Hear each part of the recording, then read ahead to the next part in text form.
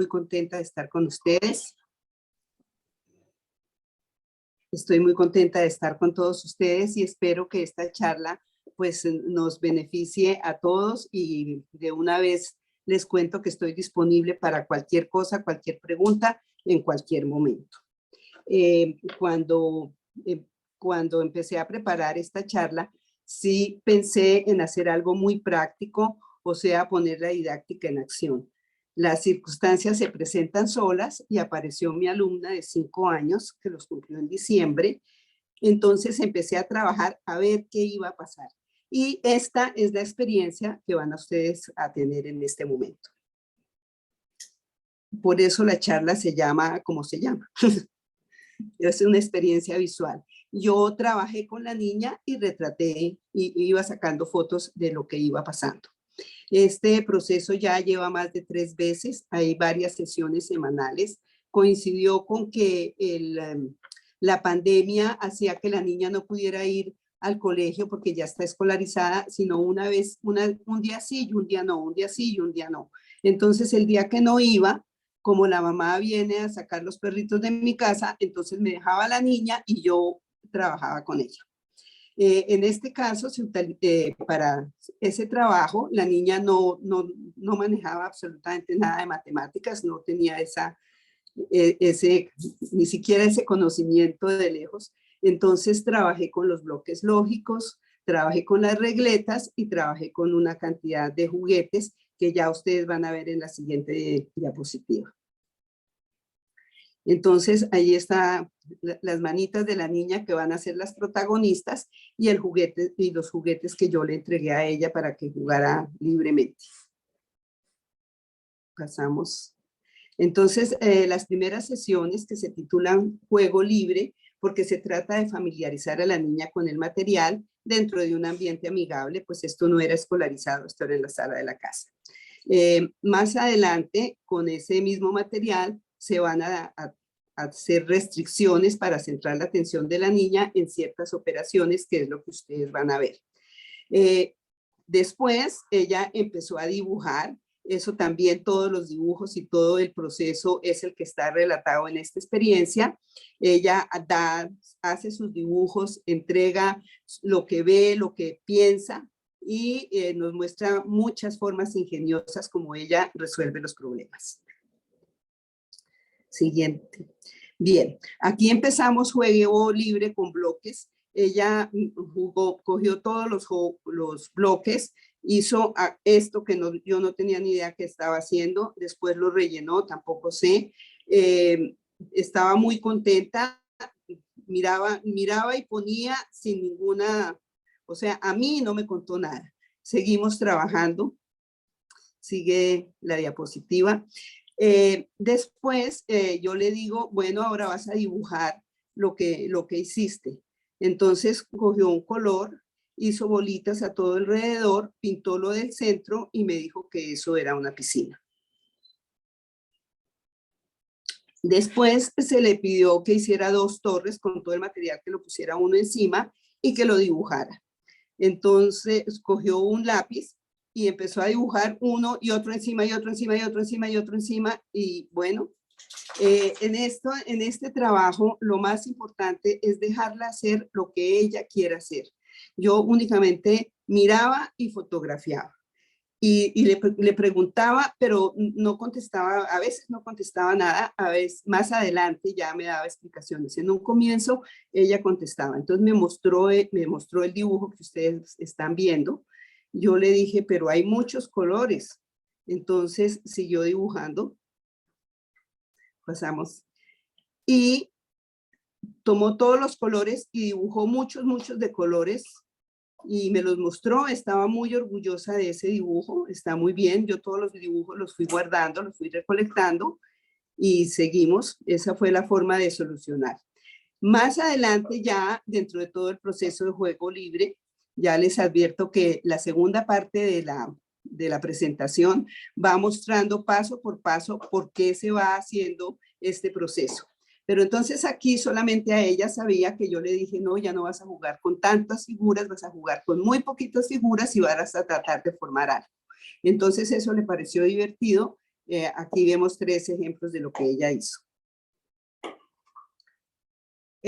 Más adelante, otra vez, le di las hojas de papel, los colores, y empezó a dibujar. Fíjense que ya entonces restringió los colores, ya más o menos tuvo cierta relación entre lo que veía y lo que pintaba. Nada exacto, no se trata de eso. O sea, en estos momentos se trata de recibir todo el trabajo es bienvenido, todo el trabajo es maravilloso, siempre recibe su felicitación. En realidad, ella hace un esfuerzo, estaba contenta, y yo estaba tal vez más contenta de verla cómo podía gozar el momento. A ver, pasamos. Claro, como yo vi que todavía que los colores no estaban claros, entonces dentro del proceso le dije, pues vas a hacer torres de un solo color y las vas a hacer como quieras. Entonces hizo las torrecitas, ella esa instrucción ya la cumple muy bien, entonces seguimos para adelante. Y le dije, ahora vamos a formar unas filas largas, con una sola característica, la que tú quieras. En ese momento para ella la visible era el color. Entonces apareció esta fila. Ahora le digo, cada fila la vamos a identificar con un rótulo, con un nombre. Entonces el primero que le hicimos, un manchón rojo, y lo pusimos ahí. Después le hice un manchón cuadrado y escogió las fichitas cuadradas amarillas. Después le dije, bueno, busca fichas, pero que sean con una sola característica. Ella tenía toda la cantidad de fichas que veíamos al principio, entonces hizo fichas y yo le fui poniendo rótulos. De golpe se me ocurrió y dije, bueno, entonces vamos, ella la forma todavía no la tenía clara, pero le dije, mira, hay unas que son así bolitas, pero no vamos a hacer esas, vamos a tachar y las que no sean. Entonces buscó algo que no se pareciera a nada y miren la fila que logró hacer con regletas verdes y figuras rojas. En este momento, pues yo veía que pasaba el tiempo, obviamente esto no era diario, hay veces pasaba semana y no venía, pasaban 4 días y entonces volvía. Entonces yo dije, no, yo no tengo tiempo de hacer todo el proceso con los bloques lógicos y después todo el proceso con las regletas y después aparecerme con una exposición. Entonces voy a meter las regletas de una vez y empecé a meterlas y por eso hice la de las regletas largas amarillas y le empecé a dar el otro material para que ella buscara las características y las fue poniendo en sus filas. Esto es muy bonito porque entonces yo quité la regleta, la de roja, y le dije, no, ahora vamos a buscar solo cuadradas. Inmediatamente ella quitó las que no cumplían. Es muy bonito ver esto. Ella eso manualmente lo podía manejar muy bien. Explicarme verbalmente, no. Ella hace las cosas manualmente, yo la miro, fotografío y le digo que está lindísimo. Y entonces sigamos, y aquí ya viene una tarea que es formar series en las que se alternan las características. Entonces yo le puse una plana, pues las primeras, y le dije continúa. Entonces ella continuó y continuó, lo hizo larguísimo, y le dije ahora vamos a dibujar. Aquí se está preparando para dibujar. Ella ya está escogiendo los colores, en la característica color cada vez va a ser más clara para ella. Entonces pasamos. Empieza el dibujo y yo sí me quedé aterrada cuando la vi que alternó, dejó el hueco y siguió, y después cogió el otro y metió entre ellos, y así fue haciendo su dibujo. Ya este dibujo fue más elaborado, ya ella se concentró más en hacerlo, y aquí aparece lo que ella me mostró. En este momento es la primera vez que ella capta que como que las formas también tienen algo que ver, entonces cogió la forma y la calcó. Entonces ya ven ustedes cómo calca y eso. Acá hicimos lo mismo, pero con regletas, hicimos la serie. Entonces ya mi perra había llegado, a la perra le llamó mucho la atención lo que estaba haciendo, o sea, la perra cayó en cuenta que eso era un juego. Entonces sigue mirándola y ella sigue haciendo, y aquí ya la perra considera que tal vez puede ayudar. Entonces aquí ya no era hacer las alternativas, sino yo le dije, ¿y ahora qué tal si buscas y las ordenas de chiquita a grande? Eso no era fácil, pero ella está haciendo el esfuerzo. Y entonces llega la otra también muy concentrada. Entonces aquí están las dos mirando a ver y nada, o sea, yo en esos momentos no hablo, solamente miro y la estimulo para que busque, para que mire a ver qué más puede poner o no puede. En ese momento yo le había limitado las regletas a las primeras 5. Ahora sí, ya vamos a dibujar. Aquí es muy bonito ver cómo ella ya tiene en su mente la idea de que tiene que respetar el tamaño. Obviamente el tamaño era muy difícil de respetar, entonces coge y empieza a medir y a pintar el largo. Su dibujo es muy rudimentario, yo no molesté absolutamente para nada porque fuera igual de largo, porque fueran cuadradas, porque fuera, no, yo la dejé que hiciera su mancha. Entonces ella hace sus manchas de regletas, aunque yo veía que en su cabeza estaba muy claro que habían diferentes colores, que tenía que respetarlos, y me llamó mucho la atención cómo ella la pone más o menos a la misma altura. Eso todo era natural. Sí, nunca le dije, no, vuelve a empezar, ni le di otro papel, ni nada, sino lo que saliera en el momento, eso es lo que ustedes están viendo. Entonces aquí ya está el dibujo de eso, la verde le cuadra completamente y la tapó, las rojas se le agrandan, pero hay una concepción de tamaño. Entonces este es uno de los trabajos que ella hizo, obviamente que se recuesta sobre el papel, queda arrugado. Esto fue muy bonito. Ella se dio cuenta que todas las regletas, o sea, que no importaba la roja que cogiera y sin embargo iba a ser del mismo tamaño. Entonces, cuando yo la vi, fue que las amontonó todas. Era una forma de medirlas, es una forma de corroborar que sí. Obviamente esto no lo puede decir ella, pero la imagen es bonita cuando ella se da cuenta que eso funciona así. Entonces, aquí ya hizo todos sus montones, se ve clarísimo todo, o sea, no necesitamos más que mirar para saber qué está pensando. Contarlo no lo podría. Ya le enseñé, ya le dije, eso sí, que igual que las otras clasificaciones que eran rojas, verdes, cuadradas, no, a estas clasificaciones iban a tener otro nombre. Y entonces empezamos a poner los nombres. Y ella tenía alguna, ya en el colegio estaba haciendo planas de números. Entonces eso de las planas de números que para ella en ese momento no tenían relación, en este momento le pareció muy interesante. Bueno, le pareció como simpático. Entonces hacía y hacía números y pintaba y hacía números. Entonces ya y buscaba y la calcaba y la ponía al lado y trataba de darle límites. Bueno, eso era un trabajo que ella iba haciendo.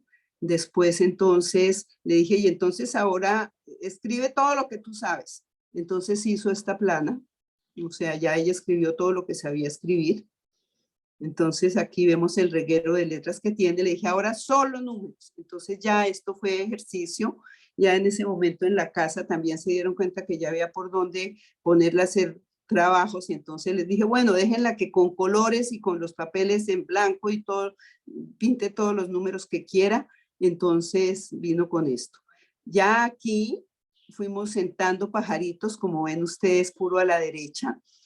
Y relacionando con cuántos caben en cada regleta y cómo son distintos, eso le pareció que era como simpático. Entonces ya lo hizo y ya para darle una correspondencia con el número de cada regleta con la cantidad de pajaritos que cabían encima. Después le di todos los juguetes, yo se los di, tiramos todo al piso, ahí había de todo. ¿Y cuál sería mi sorpresa cuando la encontré que estaba clasificando? Eso francamente no me lo esperaba. Ella puso los muñequitos en una parte, los aviones en otra, los carritos en otra. Pues esto es material que viene para las piñatas, entonces ahí había, yo tampoco lo tenía, yo no sabía cuántos había de cada uno. Ella cuadró todo y y entonces el problema fue el helicóptero, que no había sino uno. Entonces me decía, ¿y este? Entonces, en ese momento le dije yo, pues no, hay uno, llamémoslo uno. Entonces, yo rapidito pinté todos los números, le dije, llamémoslo uno, ¿y qué más podemos hacer? Entonces, ya aparecieron los números y le fuimos poniendo. Yo creo que ya en el colegio había una relación colección-número, porque fluyó muy rápido. Yo creo que esa colección ya estaba en ella. Entonces, la que no estaba era después con la regleta y con un dibujo que tuviera tantos elementos como estábamos viendo ahí. Claro que en su cabeza y en su capacidad de dibujar ya había muchas cosas que nosotros mismos no sabemos cuánto, pero por el resultado que fue dando cuando ella fue pintando, o sea, esto no fue una sesión y lo volvimos a poner después cuando vino otro día. Entonces ya un día llegó con ganas de solamente pintar y pintar fichitas. Entonces pasamos.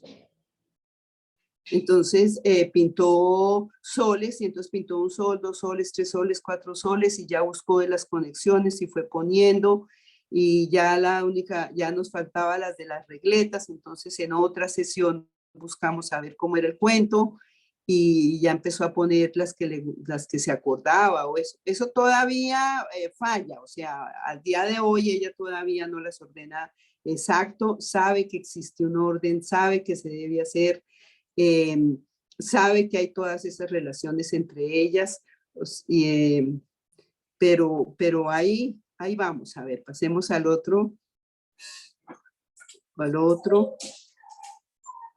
Entonces, acá pues vemos un resumen de Piaget, donde dice pues el color, la forma y el tamaño son propiedades de los objetos, porque no hay objeto que sea uno grande y otro pequeño, y lo mismo sucede con los números, son propiedades de las colecciones de objetos. Entonces nadie se va a encontrar un 2, pero va a existir la propiedad 2. Y ella eso lo estamos viendo cómo lo está manejando.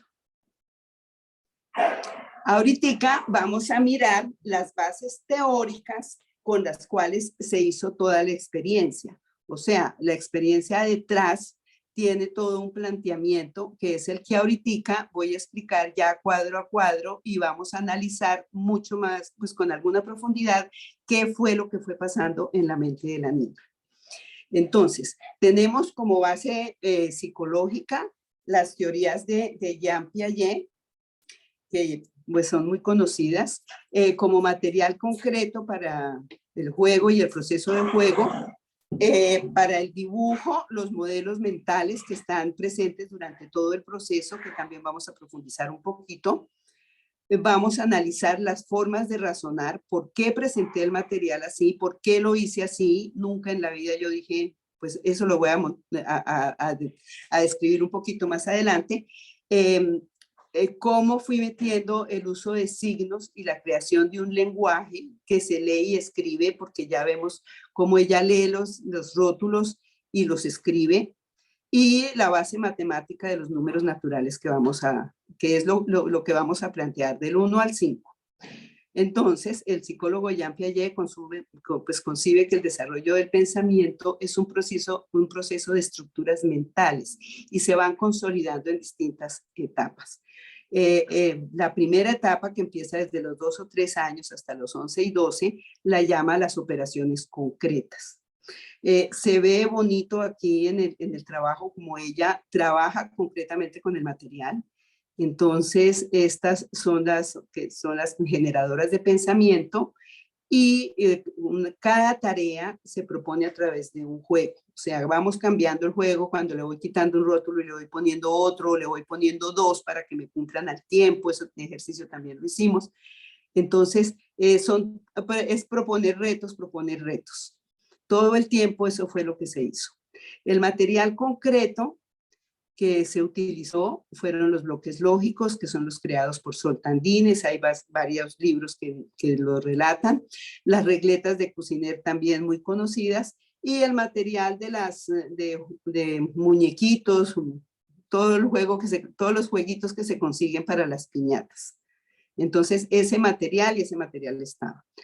Aquí vemos pues que la acción es la base del funcionamiento intelectual para pasar de un estado de menor conocimiento a uno de mayor conocimiento.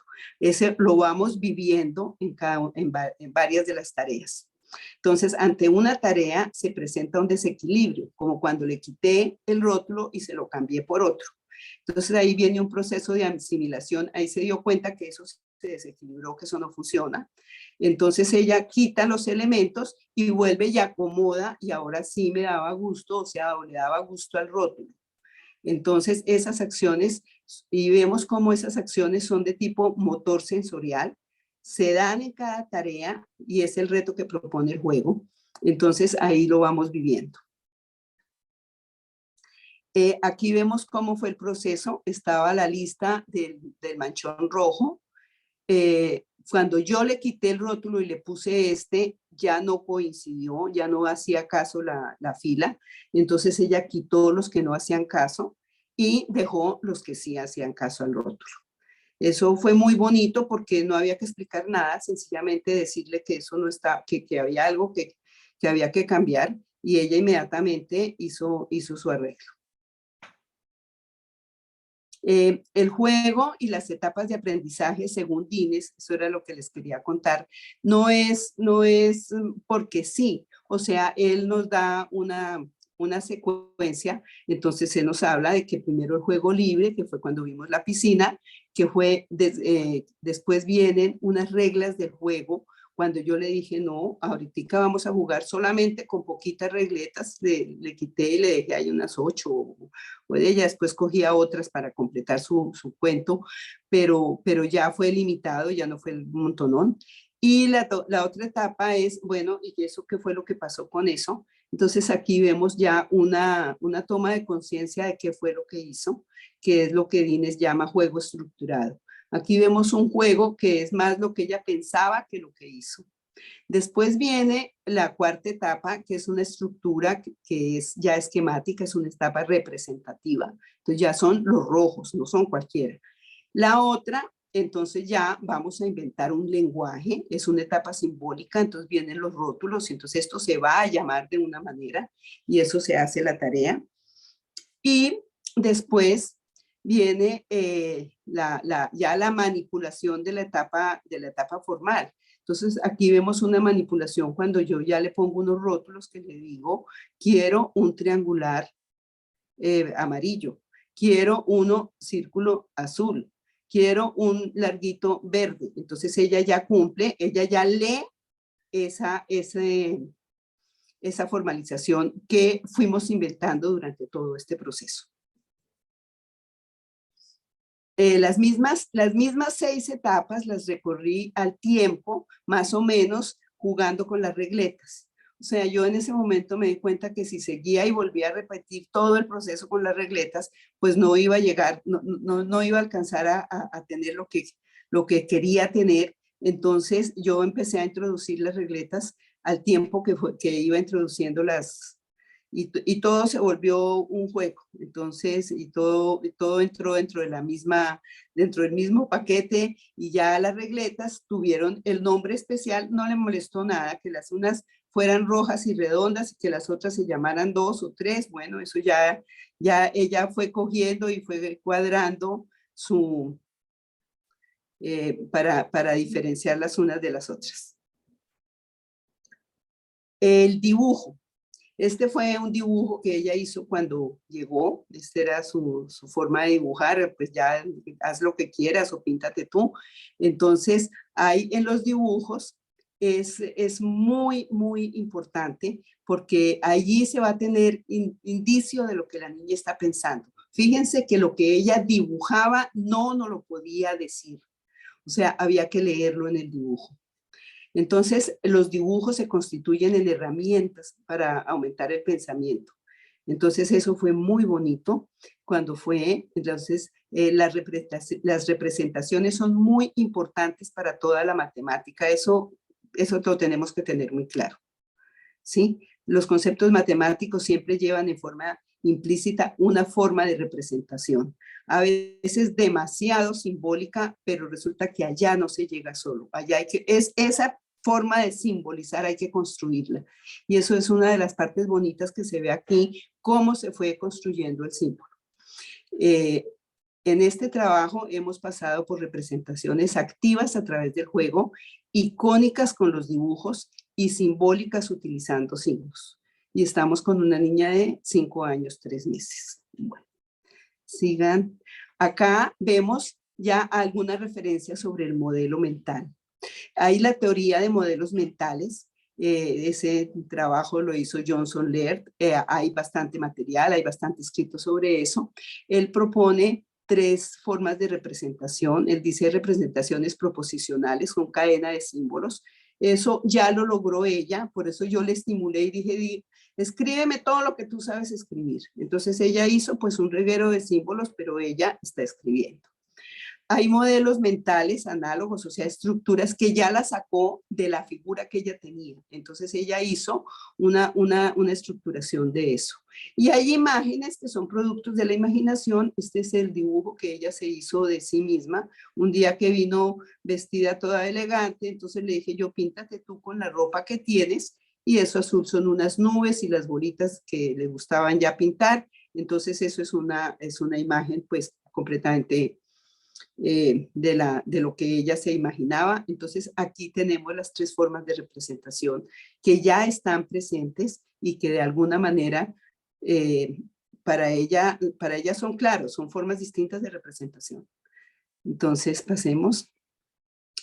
Laird nos dice que hay varios pasos para producir el modelo mental. Primero hay un estímulo sensorial, eso lo vimos bastante, o sea, eso era lo que ella miraba y movía, y siempre antes de pintar ella movió, miró, trabajó con eso. Entonces después viene un proceso de percepción, de captar, identificar, relacionar, interpretar. O sea, lo primero que ella captó, identificó fue el color. Ella se dio cuenta cuando empezó a calcar las formas, y aquí me hizo una página de solo formas. Ella ya tenía claro y pintó formas, pero bueno. Entonces esa es una imagen mental a partir de ese encuentro con la realidad, de diferente manera de verse. Entonces eso fue lo que hizo. Esa es una página que uno piensa que no tiene ningún valor, pero tiene muchísimo valor dentro de dentro de lo que ella está pensando. Cuando ya la situación ha sido comprendida, ya hay un planteamiento, una regla, y aquí fue cuando empezamos a jugar. Eso vendrá más adelante. Entonces me puso 2 bolas y entonces le dije, ¿sabes? Esas son iguales, le vamos a decir que son iguales. Y entonces eso le gustó mucho y empezó a buscar cosas que fueran iguales y hacerle las 2 rayitas. Entonces ya en ese momento ella ya tenía en la memoria lo que podía ser igual a otra y la buscaba dentro de todo el reguero de material. Entonces eso ya está en la memoria. Y esos son bueno, con esto ya les muestro cómo son los pasos que nos propone. Hay unas características generales del modelo mental. Entonces, Laird nos dice que son incompletos, o sea, para ella, y eso lo vivimos también, no importaba cuántas eran ni cómo eran. Fíjese que sí, ahí faltó una amarilla, pues la puso al final en la colita.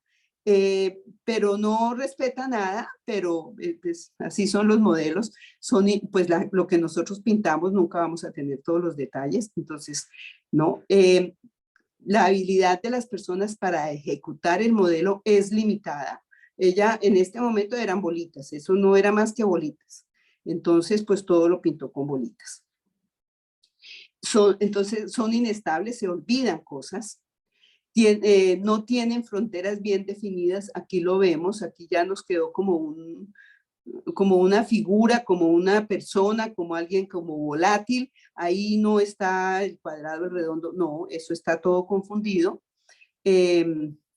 No son científicos, no, pero sí reflejan las creencias de las personas sobre el sistema. De golpe ella, pues sí, ella me podía decir que esto era un duende o algo así, ahí es lo que ella ve y siempre está, o sea, nosotros vemos un cuadro abstracto y dice, parece un gato, parece un... Entonces ahí lo vemos claro. Y no, en los modelos mentales, como nos los presenta Ler, dice no hay planificación, sino que la gente gasta más energía física y menos complejidad mental. Pero aquí les voy a presentar un ejemplo de ella misma que me pareció muy interesante, y es cuando ella tenía que hacer la serie. Cuando tuvo que hacer la serie de rojos y amarillos, escogió los colores primero. Después resolvió dejar el hueco para pintar la que venía en la mitad. Y después cayó en cuenta de la diferente forma. Pero el hecho de escoger los colores, dejar el hueco y empezar a rellenar, pues es una forma de planeación. Entonces, ya esto como era lo que estábamos haciendo y todo, entonces ya ella fue capaz de generar una planeación para hacer un modelo mental, para presentarnos. El uso de signos. La otra parte interesante de todo este trabajo es el signo. Entonces se llama lenguaje a cualquier tipo de signos estructurados para el que existe un uso y unos principios. Aquí en estas clasificaciones tenemos un lenguaje. Es una marca o dibujo que se emplea en la escritura, en la música y en las operaciones. Entonces utilizamos signos pues de manchón de color, pero después utilizamos los signos de los números. Entonces, aquí es todo un manejo. Entonces, si nosotros recogemos toda esa cantidad de signos que usé con ella, en realidad tenemos un muy buen lenguaje básico de signos. A ver, pasamos.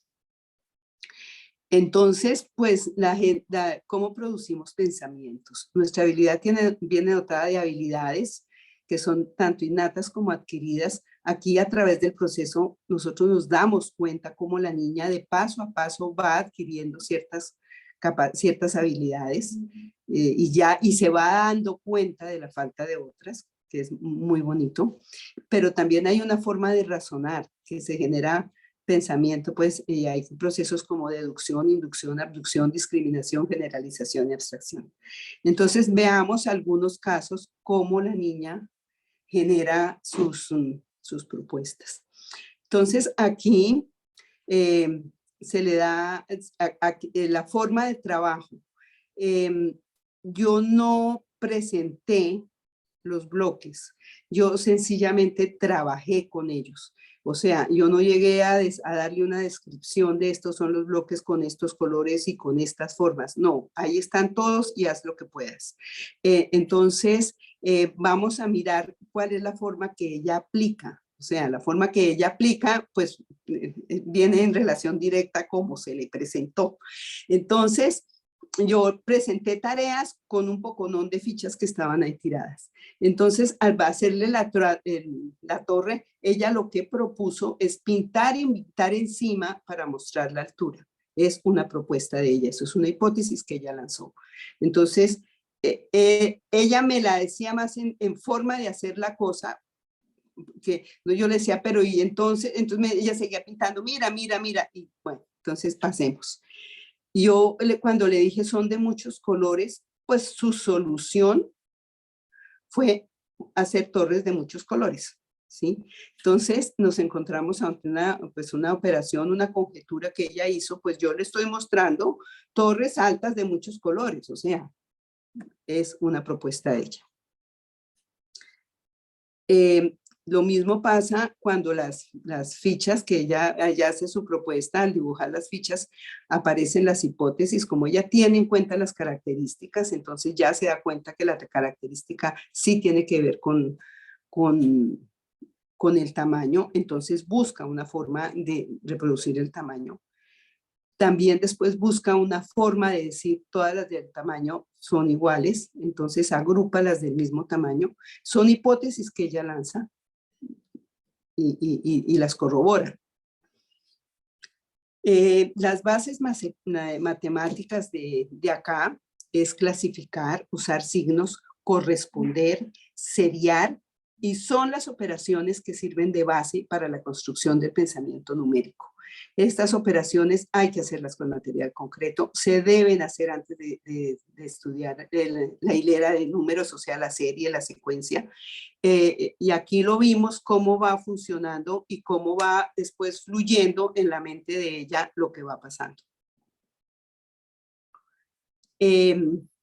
Entonces, acá, para las bases matemáticas, acá del modelo de escalera, con el modelo de escalera vamos a recrear pues toda la plataforma preliminar de los números naturales, y aquí lo que tenemos son los axiomas de Peano, y lo que es genial en la propuesta de Peano es generar como regla de formación de la serie el sucesor. Entonces, uno más, o qué sigue en la escalera. Esto va a ser un trabajo que viene pues que seguiré con la niña, porque yo ya estoy muy engalletada con el cuento, entonces vamos a ver hasta dónde llegamos. Entonces, aquí ella ya hace la serie, pero no, la última vez que vino y le dije que la pintara de memoria, no cuadró.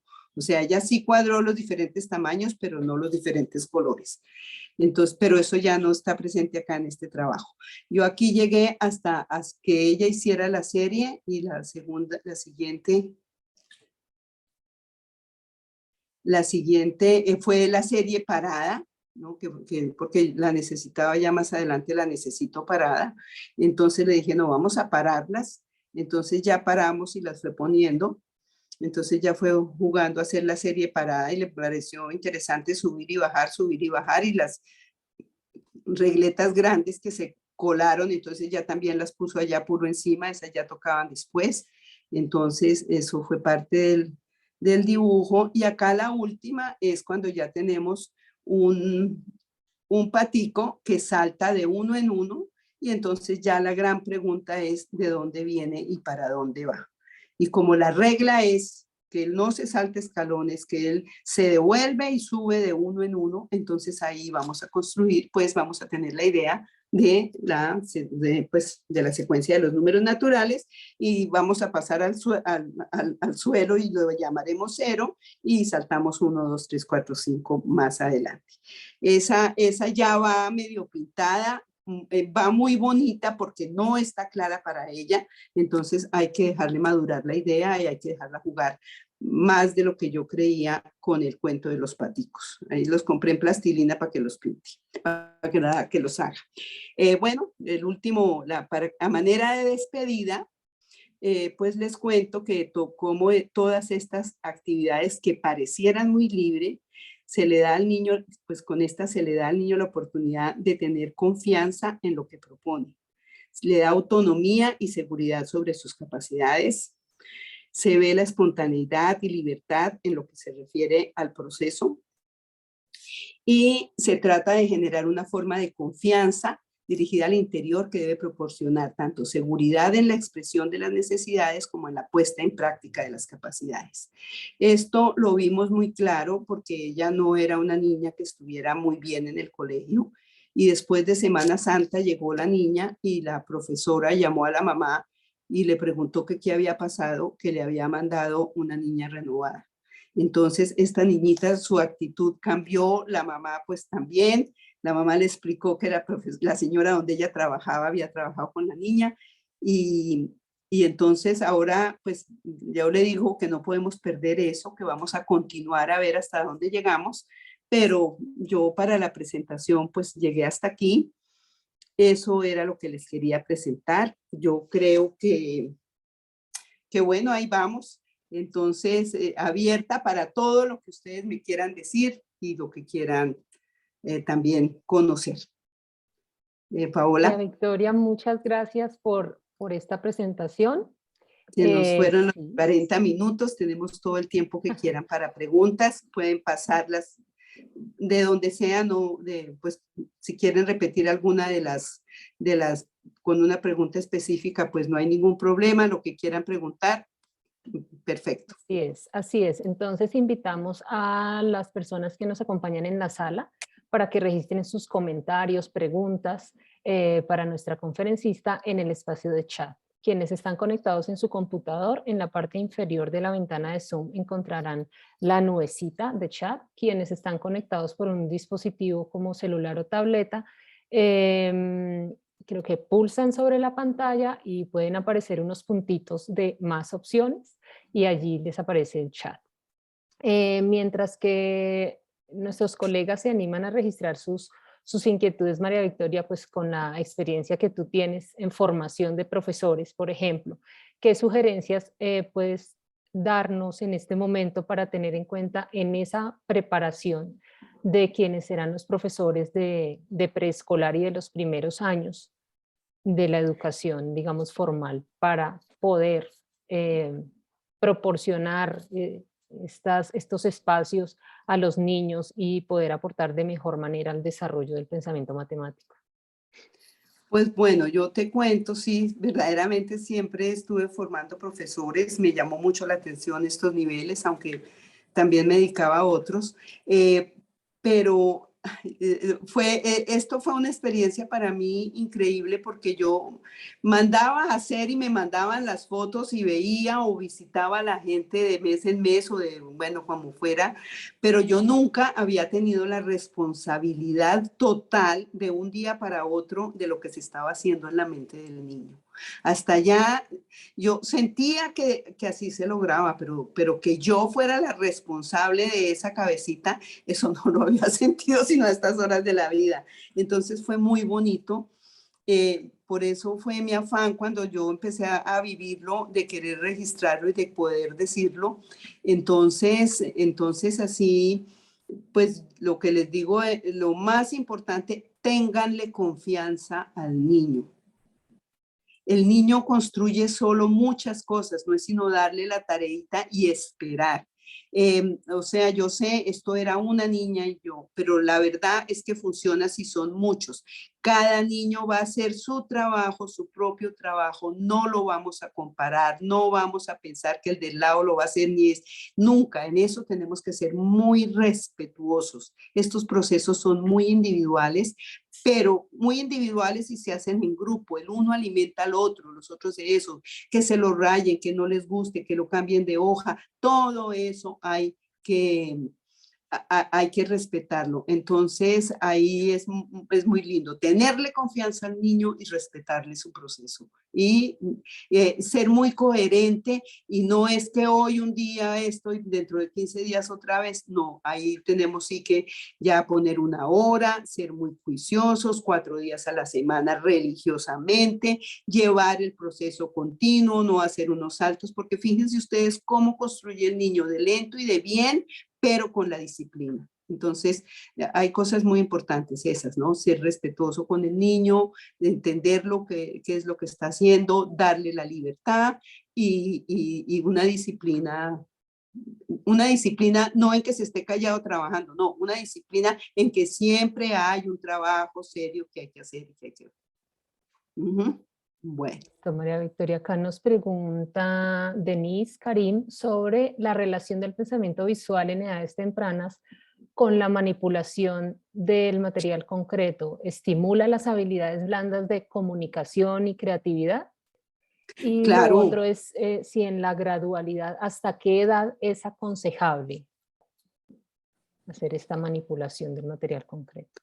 Mira, la manipulación de concreto cuando se puede siempre, o sea, si tú estudias física jugando con los carritos y haciéndolos correr y mirando cómo pierden, eso es material concreto. Lo que pasa es que lo tenemos que trabajar como material concreto, que el niño, que la persona o eso desarrolle sus propias hipótesis y las vaya negando él mismo. Pero ese trabajo es siempre, es siempre. O sea, yo no es que ahora ya a grandes niveles, pues sí, es otra cosa. Y hay gente que se puede soltar el material concreto muy rápido, otras no.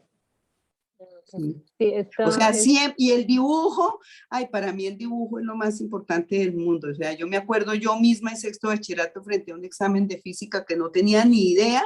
Entonces dije, como no sé hacer nada, pues voy a pintar lo que dice ahí. Y en el momento en que yo pinté, en ese momento ay, se abrió el bombillo y ya, perfecto, se pudo hacer y me di cuenta que era un ejemplo, un problema en 3 etapas y que el alumno llegaba hasta tal parte. O sea, el dibujo para mí eso lo tenemos que aprovechar y en matemáticas es muy importante. O sea, el tiempo que se gaste ahí es tiempo que se gana en el proceso mental de la persona que lo esté haciendo. Esta respuesta tiene que ver también con la pregunta de Ana Julia, en el sentido de que si estos procesos se pueden recuperar o hacer cuando los estudiantes están más grandes. Creo que aquí lo estás abordando pues perfectamente. Sí, es Tenemos cierto, sí acá, se puede. sí. Mira, este mismo proceso, casi igual, o sea, un poquito más rápido, puede ser, se puede trabajar en sexto de bachillerato cuando vamos a trabajar lenguaje lógico.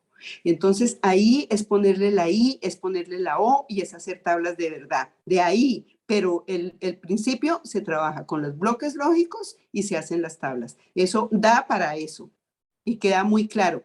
Cuando se trabajan tablas de doble entrada, hace exactamente lo mismo. Ujú. Entonces, sí, Listo. eso se puede. Aquí, listo. Freddy nos pregunta, ¿cómo conseguir que en el proceso de formación docente, tanto inicial como continua, se alcance este estilo de enseñanza que entrega aprendizajes significativos?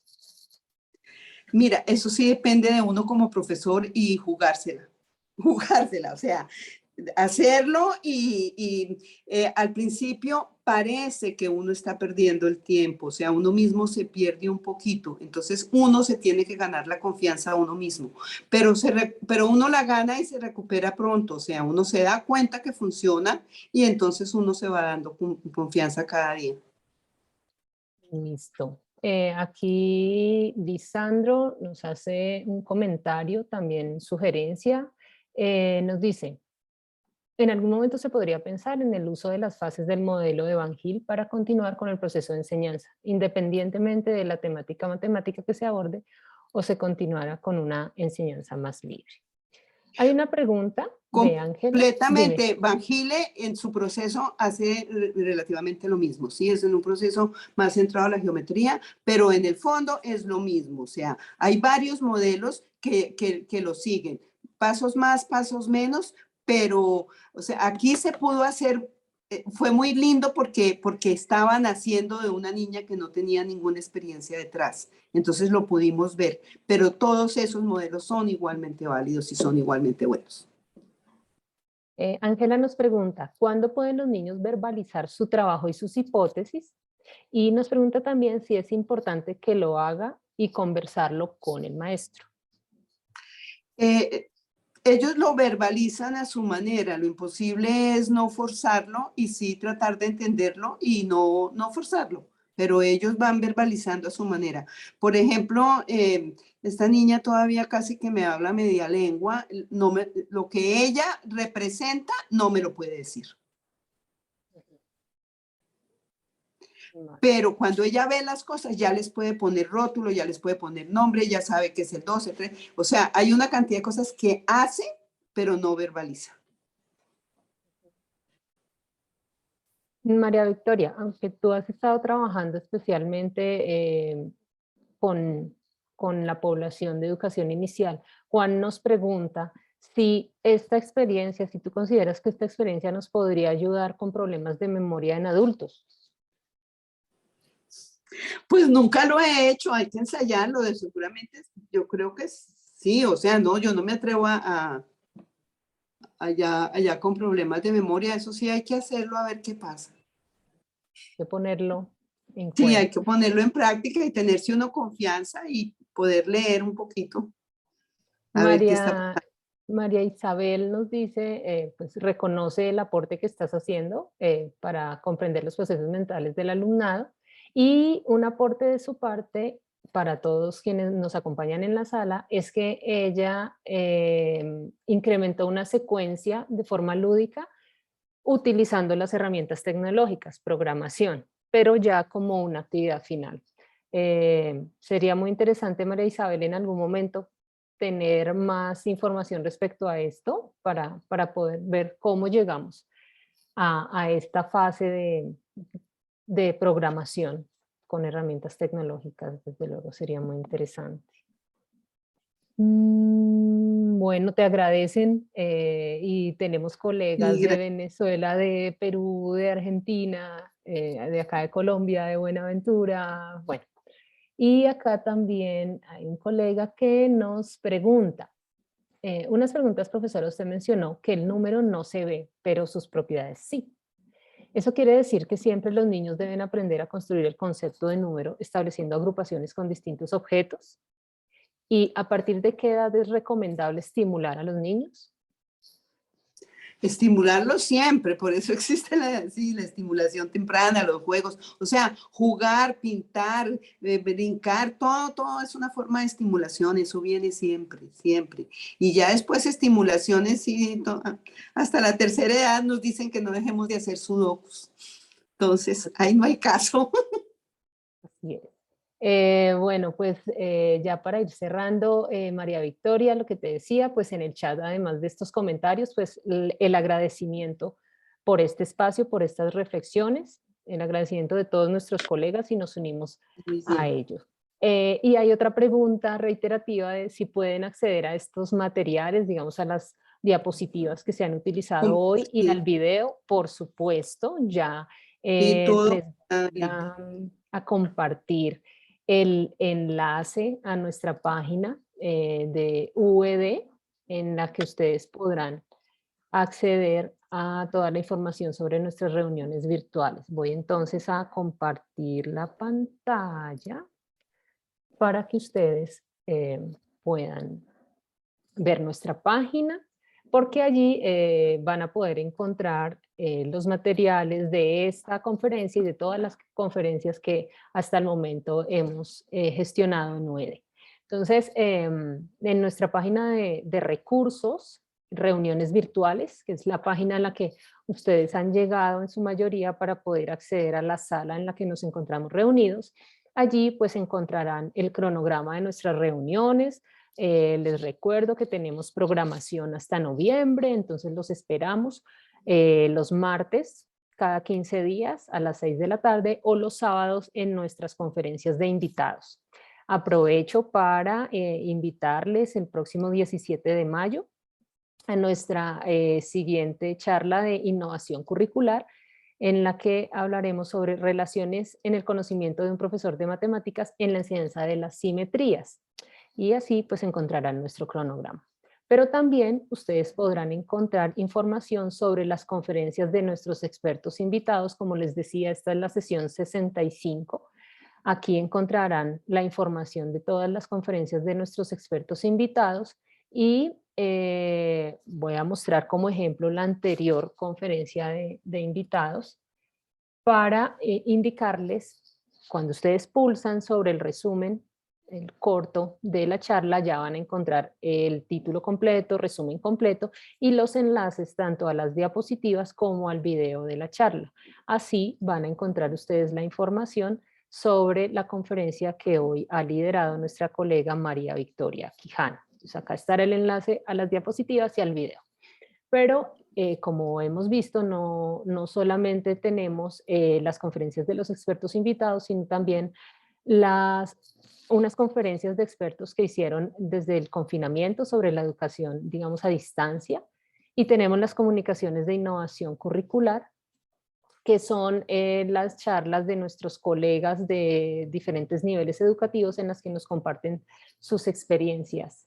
Y encuentran también en el mismo esquema el acceso a las diapositivas y a los videos.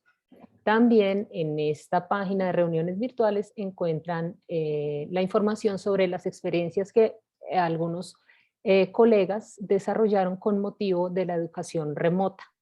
Entonces, igual, aún estamos compartiendo algunas experiencias que surgieron desde el confinamiento, desde la presencialidad limitada, y pues ustedes pueden acá encontrar también material muy interesante para apoyar sus prácticas.